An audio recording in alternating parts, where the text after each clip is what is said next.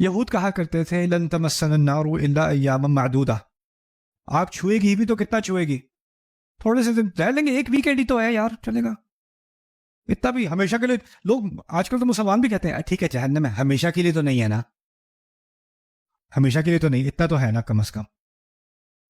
قرآن نے اس بات کا بڑا پیارا جواب دیا ہے، تمہیں ہمیشہ کی ضرورت نہیں ہے، ہمیشہ سے ڈرانے کی ضرورت نہیں ہے، یا اس سے تمہیں کوئی تسلی کرنے کی ضرورت نہیں ہے کہ 2 دن ہو گئے یا 6 دن ہو گئے یا بس 12 دن ہوگا، تم اس کا 1 سیکنڈ سے بھی کم اس کے باہر کا چکھ لو تو یہ تمہارا یہ جو نشہ ہے نا یہ فوراً اتر جائے گا۔ وَلَئِن مَسَّتْهُمْ نَفْحَةٌ مِّنْ عَذَابِ رَبِّكَ لَيَقُولُنَّ يَا وَيْلَنَا إِنَّا كُنَّا ظَالِمِينَ۔ یا سلام۔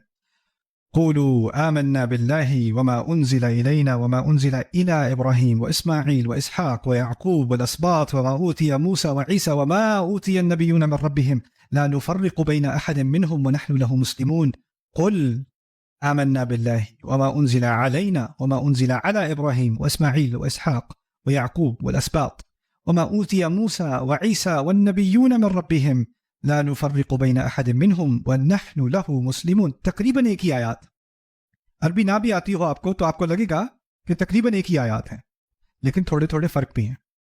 پہلے آیت کا اجمالی ترجمہ دیکھ لیتے ہیں۔ قولو تم سب کہو، قولو سے مراد ہے تم سب کہو۔ دوسری آیت میں ہے قل تم کہو، ایک سے کہا ہے۔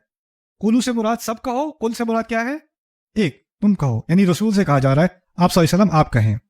آمنا باللہ دونوں میں ہے، آمنا باللہ وما انزل، ہم ایمان لائے اللہ پر اور جو کچھ نازل کیا گیا، وہ دونوں میں ایک ہی ہے، لیکن ایک میں ہے الینا، ایک میں ہے علینا۔ فرق نظر آ رہا ہے؟ الینا جو کچھ ہماری طرف نازل کیا گیا، علینا جو ہمارے اوپر نازل کیا گیا۔ تو فرق پہلا ہے ہماری طرف اور ہمارے اوپر، اس کو سمجھنے کی کوشش کریں گے۔ پھر آگے چلتے ہیں، وما انزل الی ابراہیم وما انزل علی، پھر دوبارہ ہماری جو ابراہیم کی طرف نازل کیا گیا، جو ابراہیم کے اوپر نازل کیا گیا۔ اس کے بعد وہ اسماعیل و اسحاق و یعقوب والاسباط، و اسماعیل و اسحاق و یعقوب والاسباط۔ اسباط کہتے ہیں فیملیز کو، بڑے بڑے قبیلوں کو، تو ان کی فیملیز اور ان کے مزید جنریشنز کے بارے میں بات ہو رہی ہے، ٹھیک ہے۔ وما اوتی موسیٰ و عیسیٰ، اور جو کچھ دیا گیا موسیٰ کو اور عیسیٰ کو، دونوں میں ایک ہی طرح ہے۔ پھر کہا وما اوتی النبیون، اور جو کچھ دیا گیا نبیوں کو، لیکن دوسری آیت میں یہ نہیں کہا وما اوتی النبیون، صرف کہا والنبیون، وما اوتیا نکال دیا، نظر آ رہا ہے؟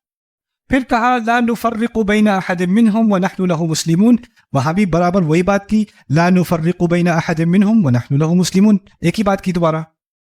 تو کچھ باریک سے فرق ہیں، ان کو سمجھنے کے لیے پہلے ایک بات سمجھ لیں، ایک کا تعلق سورۃ البقرہ سے ہے، پہلی آیت کا، دوسری کا تعلق ہے سورۃ آل عمران سے۔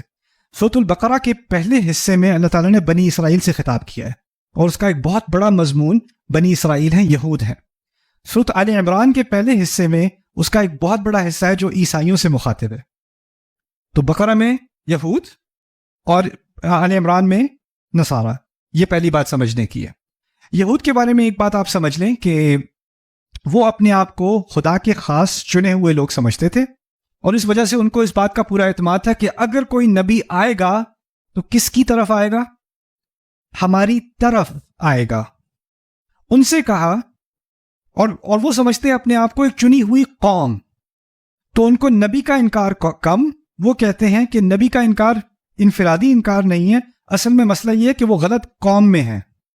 اگر ہماری قوم میں ہوتے تو ہم مان لیتے، کیونکہ ان کا مسئلہ قومیت سے ہے اور اپنے خاص ہونے سے ہے، تو شروع میں ہی ان سے کہا تم سب قوم ہونے کے ناطے ان سے کہو، تم اب چنی ہوئی قوم ہو، اور اب ان کو قوم ہونے کے ناطے قولو، قل نہیں قولو۔ اور پھر ان کا مسئلہ کیا ہے کہ وہی کس کی طرف آنی چاہیے؟ ہماری طرف۔ تو کہا ان سب سے کہو ہم اللہ پر ایمان لائے اور اس پر جو ہماری طرف نازل کیا گیا، جو ابراہیم علیہ السلام کی طرف نازل کیا گیا۔ یہ سمجھ میں آ رہی ہے بات؟